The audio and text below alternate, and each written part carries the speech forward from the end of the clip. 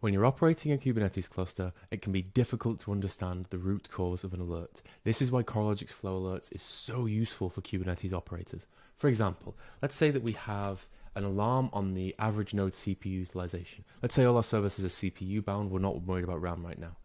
And then we see, for example, a slowdown in the front end, or we see volatile traffic. That means it's sometimes fast and sometimes slow, and we can make that an or optionally, we see a usability impact in the site.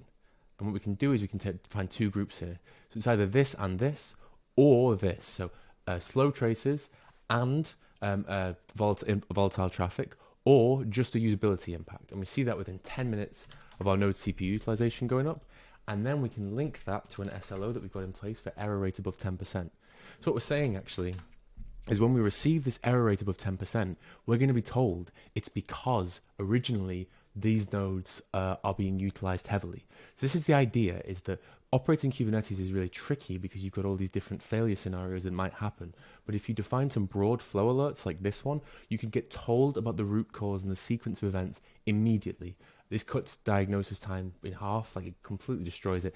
And most importantly, it makes it really, really easy for you to share that information. You now have a diagram of what an error failure looks like in your Kubernetes cluster. Imagine 10 of these. Imagine the power you can have if you run this across your entire cluster. You'll cut down your diagnosis time immediately.